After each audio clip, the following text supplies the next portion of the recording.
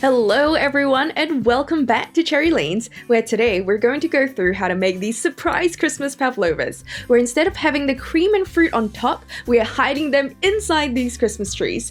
You'll only need very simple ingredients to achieve this, so let's get straight into it. Start by separating 3 large fresh eggs, the fresher the eggs the better, in a really clean and completely dry grease-free glass or metal mixing bowl, ensuring that you don't get any of the egg yolk inside. If you live in a really humid environment, I don't recommend you attempting this recipe unless you're able to whip them up in an air-conditioned area, or your pavlovas will end up soft and sticky due to the sugars absorbing moisture from the air, which will prevent you from being able to achieve a strong meringue base. Now, using an electric mixer on a low setting, here I'm using speed level 3 out of a maximum of 9 on my electric hand mixer, and I'm gradually just loosening the egg whites up by mixing in one direction for about a minute until it looks foamy like this, where when you lift your whisk up, you can see that this curve right here doesn't just fall flat back down. Now sift in a 1/4 teaspoon of cream of tartar and just slowly give it a quick mix to help stabilize your egg whites. There is no exact equivalent for cream of tartar, and although many bakers do say that replacing it with lemon juice will perform a similar function, I wouldn't recommend it as the thought of adding more moisture to a meringue base doesn't sound ideal. However, I have personally never used lemon juice as a substitute, so if you have, let us know in the comments how it turned out for you. Pew, pew, pew. Okay, so once that's done, continuing on a low setting, gradually mix in 3/4 cup of custard sugar, also known as superfine sugar, adding about a couple tablespoons at a time and just slowly going around in one direction like so, ensuring that all of the sugars are dissolved between each addition. It should take about 6 to 10 seconds to dissolve a couple of tablespoons of sugar at a time.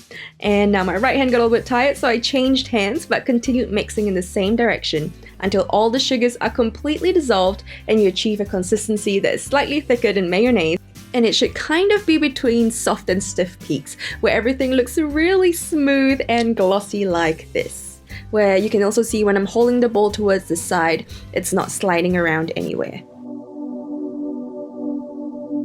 Pavlovas are very similar to meringues, except they have cornflour added to them to give them a marshmallowy center after they're baked. So now we're going to sift in 2 teaspoons of cornflour, aka cornstarch, and just mix that on a low setting for about 30 to 45 seconds, going around slowly. As you can see here, I'm not like aggressively stirring it, just very slowly going around in one direction, allowing the mixture to just slowly thicken up. And once I start feeling that there's a bit of resistance and I can tell that it's getting much and much thicker, just slowly lift it up of your batter and it should have stiff peaks that look something like this. Once that's done, add in a couple drops of some green gel food coloring, or you can use liquid food coloring, but make sure you only add a couple of drops so you don't add in too much moisture. And give it a good mix on a low setting as always. For this whole process I've used speed 3, and give it a mix for about 20 seconds until there are no more streaks inside, and you should get a really nice firm stiff peak like this. Whee! So just quickly here, look at the different stages of how my meringue peaks look before adding each ingredient. You really want to make sure that you beat the egg whites until just foamy before incorporating any sugar. It had been raining while I was filming this, creating a bit of humidity in my kitchen, so my pavlovas weeped a little while baking, but essentially this is still what your mixture should look like between each stage. Now, using a spatula, simply scrape down the sides and fold in any white streaks that you find, ensuring that you're not stirring or you may accidentally deflate the bubbles you have whipped into your meringues. And once you're done, it should look something like this. And I forgot to mention, before you whip up your pavlova batter, you should have already prepared a large baking tray lined with baking paper and place 3 mini silicone cupcake molds upside down like this. Now, using a round tip nozzle with about a 1 centimeter opening and a large piping bag, simply slide the tip down, cutting off the end, ensuring it fits snugly like this, twisting off the opening and push in firmly to prevent the batter from dripping out as you fill it in. Now grab a tall glass or vase, here I'm just using a jug, and you just pop in your piping bag, folding down the top like so, creating a nice big clean opening. Now, using a spatula, gently scoop in all of your pavlova batter, scraping off your spatula like this because we don't want to waste any of that glorious batter. Now, roll the top back up, twisting firmly, and I like to loop it around my finger like this to keep it tight. Hold the nozzle directly over your cupcake molds like this and pipe it over, trying to cover the molds as evenly as you can, where it creates at least a centimeter thick shell around it. Give it a moment to see if it drops and add a little bit more, leaving a little gap as the pavlovas will expand a little while baking, and these will be your Christmas tree bases. Then pipe 3 Christmas trees by holding the nozzle about 1.5 centimeters above the tray and squeezing the piping bag until the batter spreads outward till the first layer is approximately the same diameter as the bases. Then lift them up about a centimeter again for the next level until you get 4 layered ploopy ploops. Bloop! And here's just a little close-up version, so 1, 2, 3, 4, bloop! Now simply throw on some sprinkles to decorate your Christmas trees and the sides of the bases, and here I just realized I didn't pipe them as evenly as I first thought, so I just fixed that a little and used the rest of the batter to pipe some mini little Christmas trees. So depending on how big or small you decide to make these, you should be able to get at least 3 to 4 surprise Christmas pavlovas. Then gently just smooth off the tops like this. You don't have to be super precise, and then sprinkle the sides of your bases, not the tops, because the top will become the bottom of your trees.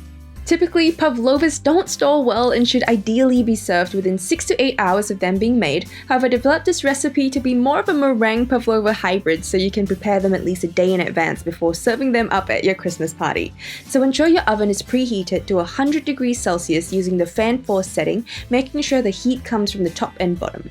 Bake in the middle rack for 10 minutes and bring it down to 90 degrees Celsius and bake for an hour and 40 to 50 minutes, turning the tray around halfway through to ensure more even baking. Soon as it's done, turn the oven off and stick an oven mitt or heat protecting mat between the oven door to keep it ajar so your meringues cool gradually in the oven, and that should take about 2 to 3 hours depending on the temperature of your environment. Once the tray is completely cool, gently peel out the silicone cupcake molds and test how they balance. If they're a little bit wobbly, use a sharp knife and gently scrape away at the base like so to create like a little flat surface. Be very careful not to crush your base and try to work fairly quickly so your warm hands don't get the pavlova meringue sticky. Now, using a large star tip like this, or you can use a sharp knife, grab your Christmas tree tops and carefully tap on the bottom of the tree until you make a little opening. You might have to be quite firm and precise when you're knocking it in like this, and your opening should be about this size, pushing the marshmallowy bits in halfway through. Store these in an airtight container in a cool, dry place away from direct sunlight. Only fill the insides just before you're ready to serve. So it's finally Christmas and your guests are excited for dessert. Fill the base in with some sweetened whipped cream. You can whip your own from scratch or just get a can of full-fat whipped cream.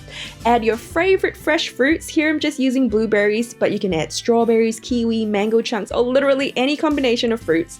Drizzle some passionfruit syrup for a little tang. Spray a little more goodness on there and cover your little surprise Christmas pavlovas and serve them up to your guests to destroy into a fun, delicious, messy Christmas gift. And there you have it. I hope you've enjoyed this video. If you did, please don't forget to like, comment, and subscribe. Hit the bell button to stay tuned to my crazy ideas, and follow me on my socials at Cherry Lanes CCC to see my fails and other ideas I may be working on. Thank you so much for sticking around, and until next time, I'm Cherry Lanes. Stay well, everybody.